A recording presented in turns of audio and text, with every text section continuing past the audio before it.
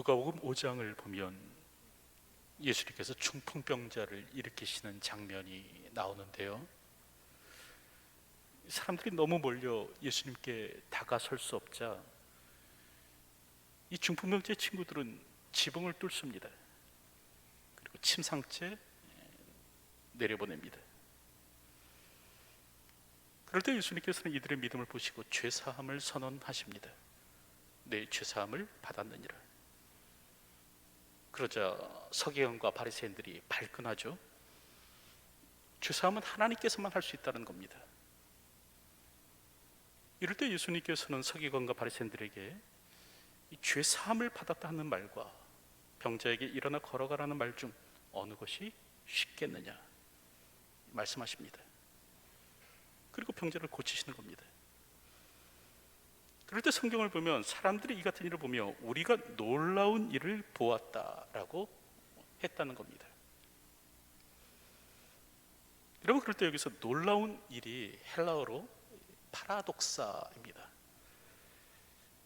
반대를 뜻하는 파라라는 말과 기대를 뜻하는 독사의 합성어입니다.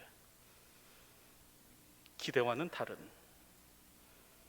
통상적인 의견이나 생각과는 반대되는 그런 뜻을 가지고 있고, 여기서 한 걸음 더 나가서 예기치 않은, 믿을 수 없을 정도로 놀라운이라는 뜻을 가지고 있습니다. 그리고 이 헬라어 이 파라독사에서 영어 패러독스가 나왔죠. 우리말로 하면 역설이라는 말이 나왔습니다. 그럴 때 오늘 우리가 읽은 이 창세기의 본문을 보면 아주 역설적인 장면이 펼쳐집니다. 다시 말하면 기대와는 전혀 다른, 예기치 않은, 믿을 수 없을 정도로 놀라운 일이 일어나는 거죠. 11절을 보면 그때 온 땅이 하나님 앞에 부패하여 포악함이 땅에 가득한지라. 여러분, 세상이 포악으로 가득 찼다라는 겁니다. 이는 전혀 기대치 않은 일이었죠. 예기치 못한 일이었습니다. 믿을 수 없는 일이었죠. 하나님은 하나님의 형상으로 지음받은 인간이 세상을 의와 진리와 거룩으로 가득 채우기를 원하셨습니다. 그래서 창세기 1장 27절부터 28절을 보면 이렇게 축복하시는 거예요. 하나님이 자기 형상, 곧 하나님의 형상대로 사람을 창조하시되 남자와 여자를 창조하시고 그들에게 복 주시며 이르시되, 하나님이 그들에게 이르시되 생육하고 번성하여 땅에 충만하라. 여러분, 여기서 충만하라라는 단어가요, 오늘 보면 11절에 나오는 가득한지라와 똑같은 단어입니다.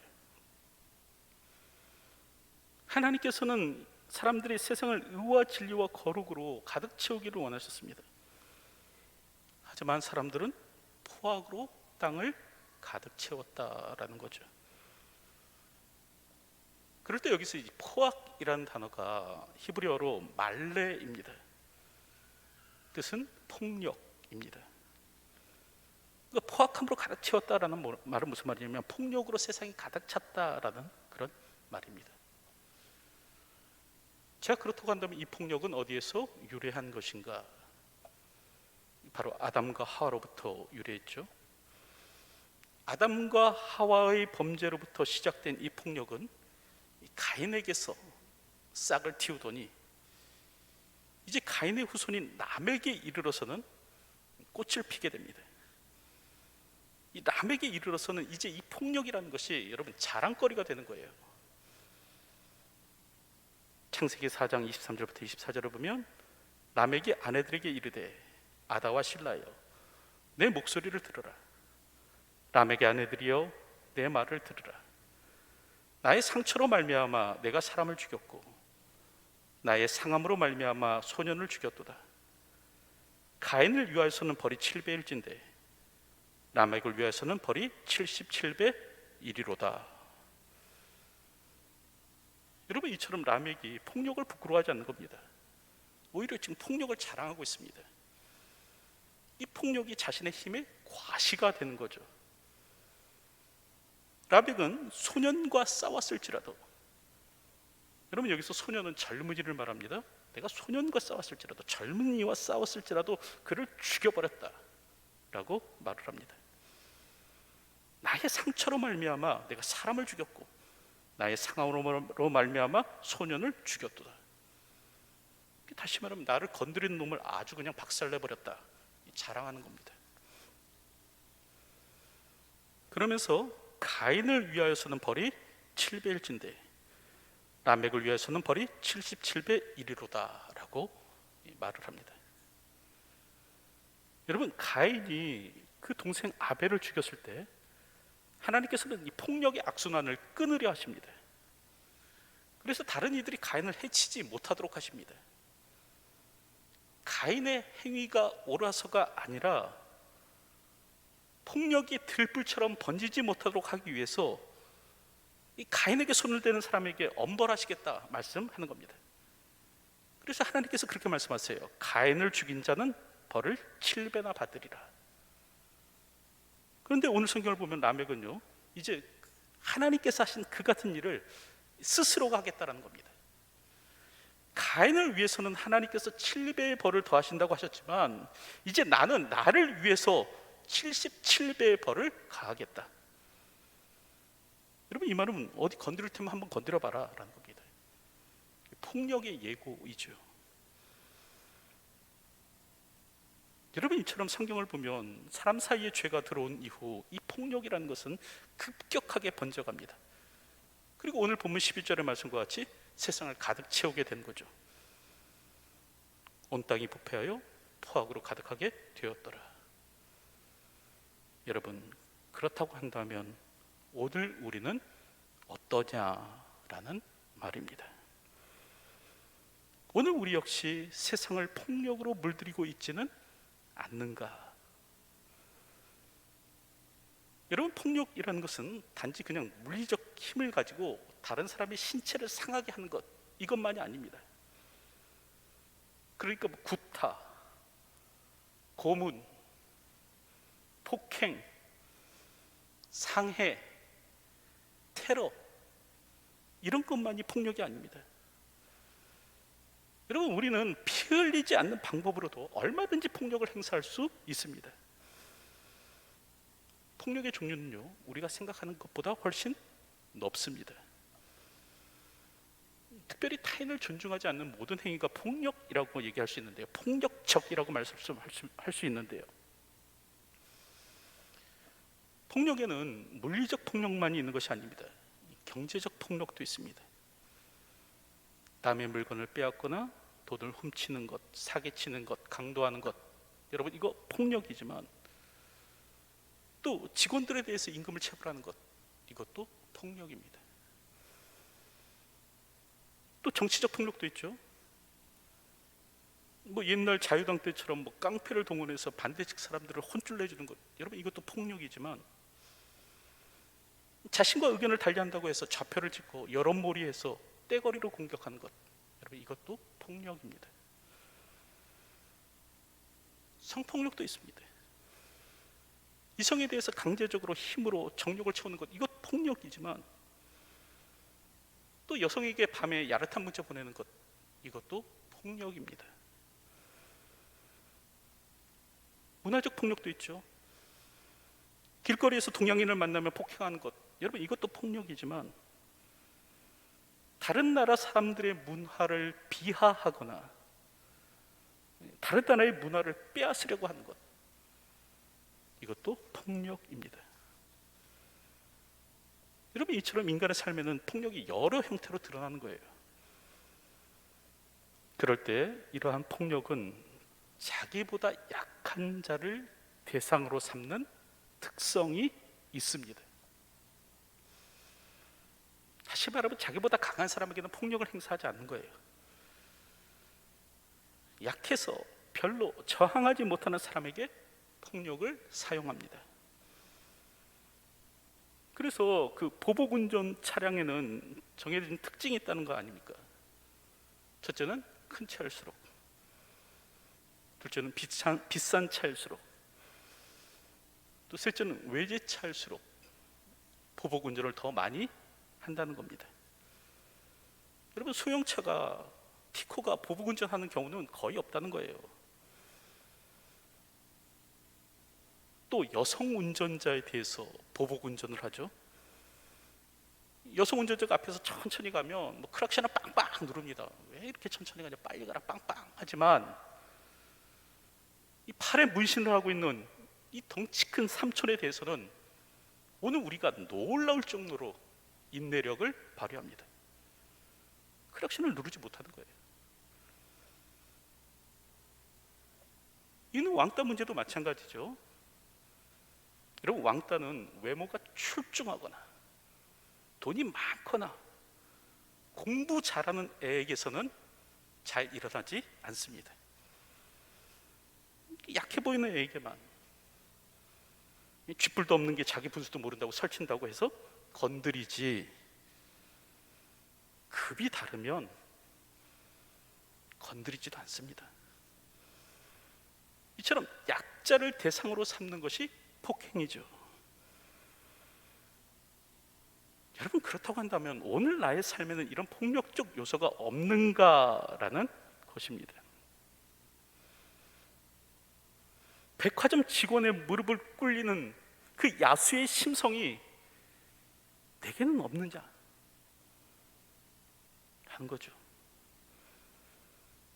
나보다 약해 보이면 무시하고 나보다 약해 보이면 먹잇감으로 삼으려는 그런 심성이, 약한 심성이 있지는 않느냐라는 겁니다. 주님은 칼을 쓰면 칼로 망한다고 말씀하십니다. 폭력을 쓰면 폭력으로 망하게 될 거라는 거예요.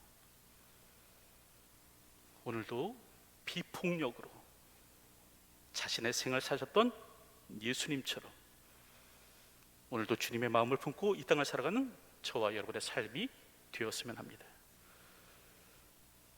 여러분, 이처럼 세상이 폭력으로 가득하게 되었는데, 여러분, 그러죠. 하나님께서는 이 폭력의 악순환을 끊으려 하십니다. 이 폭력으로부터 인간과 짐승을 구해내려 하시죠. 그래서 노아에게 말씀하죠. 너는 너를 위하여 방주를 만들라. 여러분, 이렇게 명하시는 까닭이 뭐냐면 13절을 보면 여러분 그렇게 기록합니다.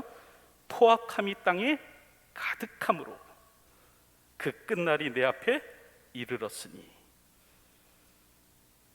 여러분, 이게 무슨 말이냐면 하나님께서 보실 때 이제 인간의 포악으로 말미암아 세상의 종말이 코앞에 다가왔다는 겁니다.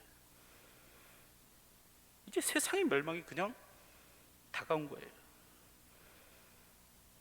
그럴 때 하나님께서는 무엇을 말씀하시는가? 너는 너를 위하여 방주를 만들라 말씀하십니다. 여러분, 이는 하나님의 은혜이죠. 이 폭력으로 말미암아 자멸하는 세상으로부터 생명의 기운이 있는 모든 육체를 살리고자 하시는, 보존코자 하시는 하나님의 은혜의 행동입니다. 여러분, 오늘 우리는 노아 홍수를 보면서 오해해서는 안 되는데, 여러분, 하나님을 이 자신이 창조한 세상에 대해서 금세 실증을 느끼고 파괴해 버리려고 하는 어린 아이처럼 여겨서는 안 됩니다. 하나님을 다른 사람에게 막 고통을 가하는 것을 가하고 이것을 막 즐거워하는 여러분 세디스트처럼 그렇게 여겨서는 안 됩니다. 홍수는 인간의 죄악을 끊고, 다시 말하면 세상을 폭력으로 가득 채워가는 이 뜻밖의 상황을 끊고 이 살아있는 생명을 보존케 하시려는 하나님의 은혜의 행위입니다. 홍수가 없었으면 인간은 폭력으로 스스로 자멸했을 거예요. 그렇게 하나님께서는 노아를 향해서 방주를 만들라고 하십니다. 여러분, 그럴 때 방주의 소재는 고르페 나무이죠. 이전 성경에서는 잣나무라고 번역하고 있는데, 이제 지금 성경에서는 히브리어 그대로 옮겨서 이제 고르페 나무라고 그렇게 기록하고 있습니다. 까닭은 사실 이 나무가 구체적으로 어떤 나무인지를 알지 못하기 때문에 그렇습니다. 이 방주의 구조는요, 상중하 3층으로 되어 있었습니다. 그리고 이제 여러 개의 방들이 있었고, 문은 방주 안쪽으로 그렇게 내었습니다. 그리고 이제 방주의 방수는 역청으로 하였다. 그리고 방주의 채원은 길이 300규빗, 넓이 50규빗, 높이 30규빗이었습니다. 다시 말하면 이제 길이 약 137m, 넓이 23m, 높이 14m. 만약에 바닥이 평평했다고 한다면 총 배수량은 43,000톤쯤 됩니다. 그리고 축구장 넓이의 1.5배 크기입니다. 그럴 때 우리가 여기서 한 가지 기억해야 될 것은 뭐냐면, 이러한 성경의 기록은 이 방주에 대해서 완벽한 묘사를 하고 있는 것은 아니다라는 겁니다. 우리는 성경의 이러한 기록만 가지고 방주의 정확한 모습을 재현하기란 어렵습니다. 성경의 기록 목적은 오늘 우리로 하여금 방주를 다시 한 번 더 완벽하게 재현하도록 하기 위함이 아닙니다. 혹은 당시 선박 건조 기술이 어떠했는지를 오늘 우리에게 자세히 설명해 주려고 하는 것이 아닙니다. 그래서 오늘 성경을 보면 많은 부분이 과감하게 생략되어 있습니다. 이 방주의 아주 대략적인 모습만을 전해줍니다. 그럴 때 한 가지 방주의 분명한 특징은 뭐냐면, 여러분, 이 방주는 항해 장치가 없다라는 겁니다. 다시 말하면 키나 도시나 노가 없는 배입니다. 오늘 본문에 방주라고 이렇게 기록되어 있는 이 히브리어는 테바입니다. 성경에서 모두 28번 나오는데요, 그중 이제 26번이 이 노아 홍수 기사 가운데서 나오고 2번이 모세와 관련되어서 사용됩니다. 성경을 보면 모세의 부모는 이제 더 이상 모세를 키울 수가 없게 되죠. 그럴 때 이제 갈대로 상자를 만듭니다. 그리고 그 상자에 역청을 발라서 이제 나일 강에 띄우는데, 여러분, 그럴 때 이 상자라는 말이 히브리어로 테바입니다. 방주와 똑같은 말이에요. 그러므로 오늘 우리는 이 방주의 모습이 상자와 유사하리라라고 생각합니다. 더불어 이 방주는 갈대 상자처럼 그저 이리저리 떠밀려 다니는 것이다 라는 것을 알 수 있습니다. 특별한 항해 장치를 가지고 목적지를 향해 나아가는 배가 아닙니다. 여러분, 그렇다고 한다면 하나님께서는 왜 이런 항해 능력도 없는 배를 지으라고 하시는 걸까? 여러분, 배가 항해 능력을 갖추지 않으면 위험을 피할 수가 없죠. 거대한 암초를 피해갈 수 없습니다. 그리고 원하는 방향으로도 나갈 수 없는 거예요. 그저 떠밀려 다니는 겁니다. 근데 왜 하나님께서 이런 상자와 유사한 이런 방주를 짓도록 하시는 걸까? 그럼에도 오늘 보면 22절을 보면 노아는 이런 하나님의 명령에 전적으로 순종하죠. 노아가 그와 같이 하여 하나님이 자신에게 명하신 대로 다 준행하였더라. 노아는 이런 하나님의 명령에 이의제기를 하지 않습니다. 그저 자신에게 명령된 대로 다 행합니다. 까닭이 무엇일까? 여러분, 홍수 때의 항해 장비를 갖추고 홍수를 피해 간 것보다 더 안전한 것은 이 방주의 운명을 하나님 손에 맡기는 것이기 때문에 그렇습니다.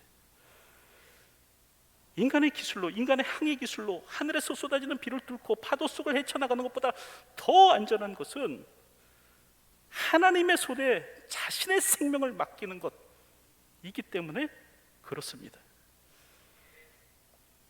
그럼에도 불구하고 사람들의 못된 습성은 무엇인가? 인생의 운전대를 자신이 쥐려고 하는 겁니다. 내가 하겠다 라고 하는 것이죠.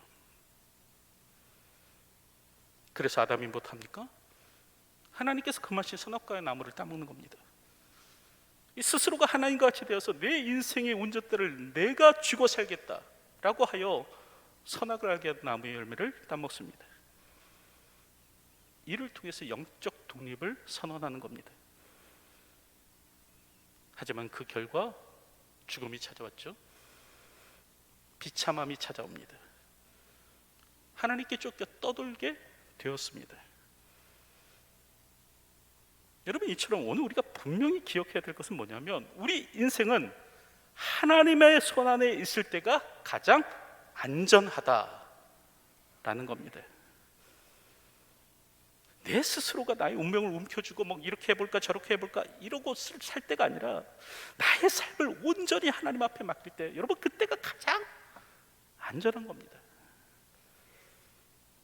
모세가 실패하던 때가 언제였는가를 기억해 보시기 바랍니다. 여러분, 모세의 실패는 하나님의 손에 붙들려서 애굽으로 내려간 때가 아니에요.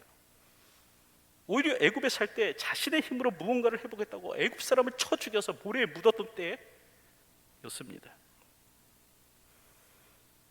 하나님과 상관없이 내 힘으로 뭔가를 이루려고 할 때, 하나님보다 내가 먼저 앞서 행할 때, 마치 자신이 뭐라도 된 것처럼 막 그렇게 설칠 때 인간은 실패합니다. 우리 인생의 참 주인 되신 하나님께서 그 인생, 하나님으로부터 그 인생의 운전대를 빼앗으려고 할 때 우리는 실패합니다. 오늘도 하나님의 손에 우리의 인생을 맡길 줄 아는 저와 여러분들이 되었으면 합니다. 우리 하나님은 인간의 죄악 속에서도 인간을 보존하시고자 방주를 지으라 말씀하신 분이십니다. 이 사람의 포악으로 세상이 끝에 이르렀을 때 이 노아로 하여금 방주를 지어서 살아있는 생명체를 보존하고자 하신 분이 하나님이십니다. 그래서 오늘 본문을 보면 보존이라는 단어가, 보존하라라는 단어가 2번이나 반복되어서 사용되고 있습니다. 그리고 훗날에는 아들을 보내시어 십자가에 죽게 하심으로 인간을 구원하신 분이십니다. 그럴 때 이런 하나님께 내 자신의 삶을 맡기는 것은 여러분 결코 어리석은 일이 아닙니다. 이런 하나님의 손길에 내 운명을 맡기는 것은 결코 어리석은 일이 아닙니다. 오늘도 하나님의 은혜에 자신을 맡길 줄 아는 저희 모두가 되었으면 합니다. 이제 말씀을 맺으러 가는데요, 모든 혈육 있는 자의 포악함이 땅에 가득함으로 그 끝날이 내 앞에 이르렀으니, 여러분, 사람의 폭력이 결국 이 인간의 종말을 불러일으켰다라는 거죠. 여러분, 그럴 때 하나님께서는 노아로 하여금 방주를 짓도록 하십니다. 그리고 이를 통해서 생명 있는 것을 보존하려고 하시는 거죠. 노아 홍수 기사는 잔인한 방법으로 인간에게 복수하시는 그 하나님에 관해서 말씀하려는 것이 아닙니다. 홍수를 뒤엎는, 세상을 뒤엎는 홍수 속에서도 노아의 가족과 혈육 있는 생명을 보존하려고 하시는 그 하나님의 은혜의 행위가 기록되어 있는 것이죠. 여러분, 그럴 때 이런 하나님의 손에 내 자신의 운명을 맡기는 것은 어리석은 일이 아닙니다. 오늘도 혼돈의 시대를 살아간다고 할지라도 하나님의 선하신 손에 내 삶을 맡기며 주어진 삶을 살아가는 저와 여러분들이 되시기를 주님의 이름으로 축원드립니다. 기도하겠습니다. 인간의 폭력으로 세상의 종말이 다가왔을 때 방주를 지어 생명을 보존케 하신 그 은혜의 하나님을 기억해 하시고, 오늘도 그 하나님의 손에 내 자신의 운명을 맡길 줄 아는 저희가 되게 하여 주시옵소서. 예수님의 이름으로 기도하옵나이다. 아멘.